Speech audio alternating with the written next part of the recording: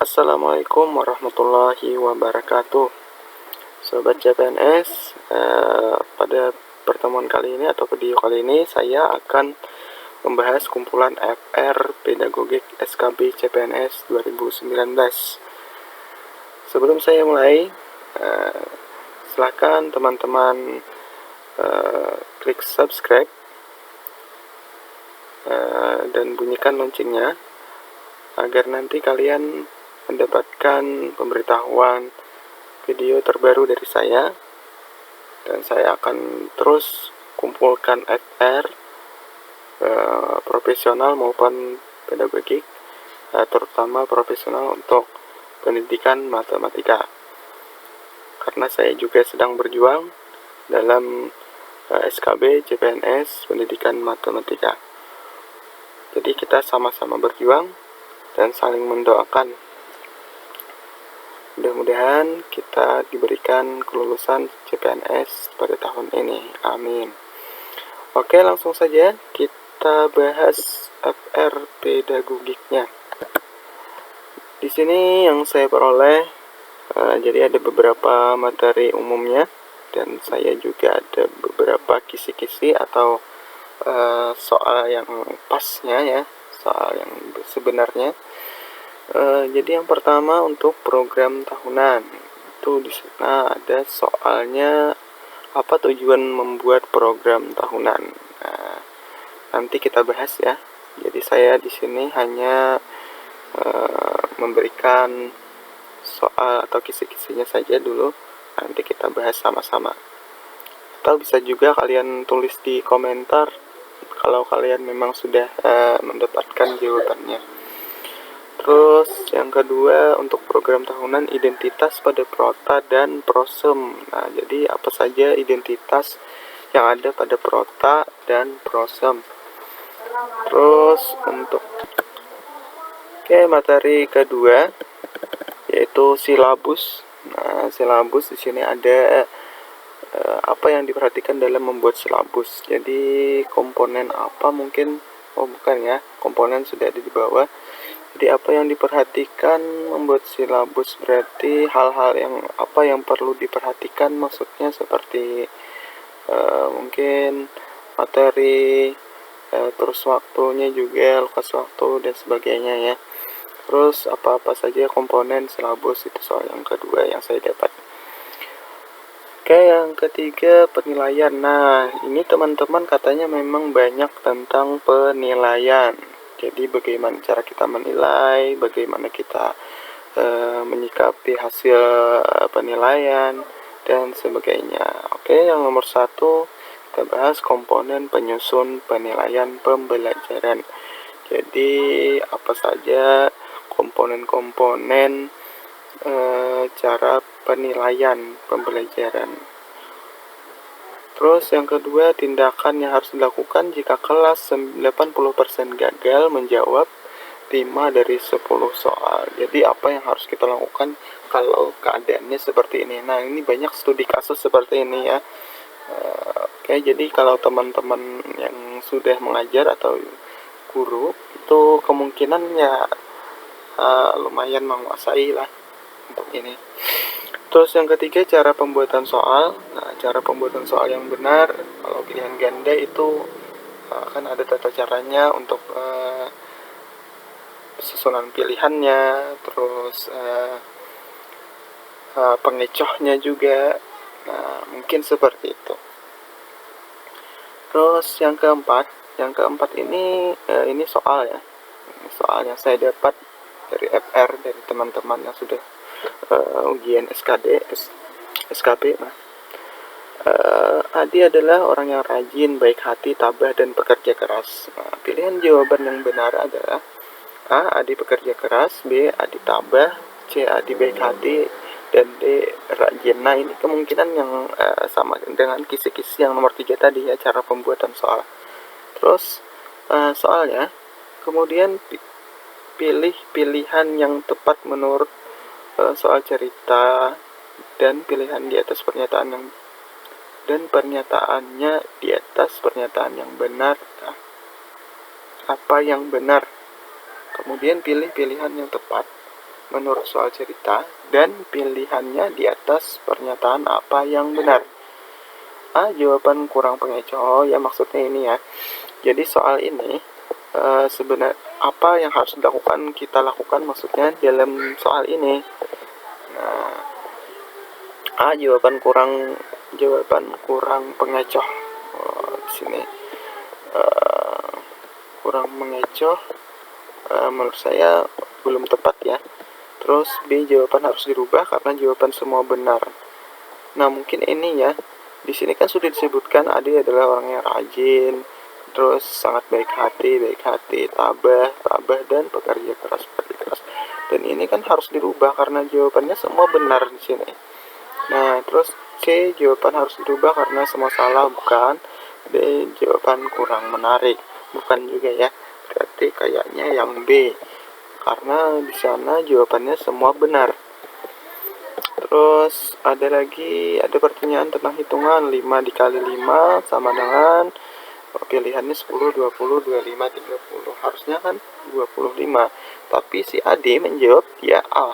Maka tindakan yang perlu dilakukan oleh guru adalah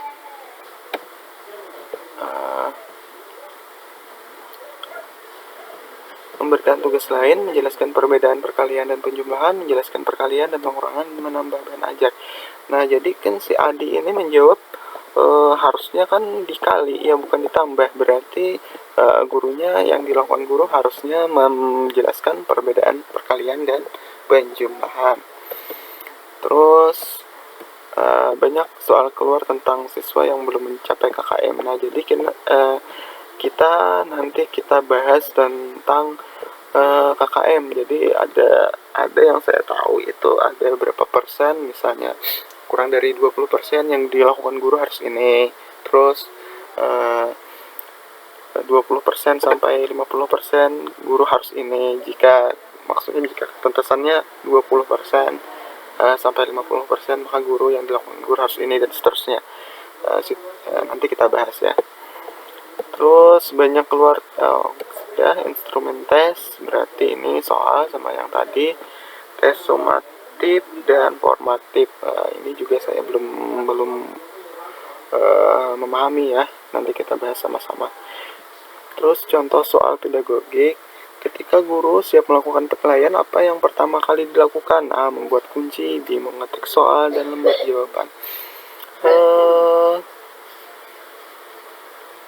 Ini kemungkinan gak tahu juga ya, karena belum lengkap ya soalnya.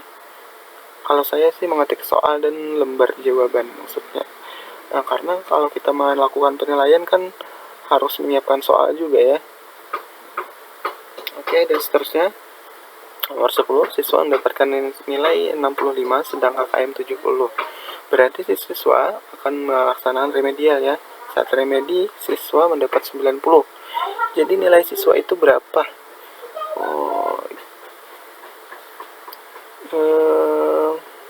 Setahu saya ya, kalau dia sudah remedial berarti dia kembali ke KKM, walaupun dia dapat nilai lebih dari 90, lebih dari KKM maksudnya. Berarti siswanya nilai siswa itu 70 kalau menurut saya ya.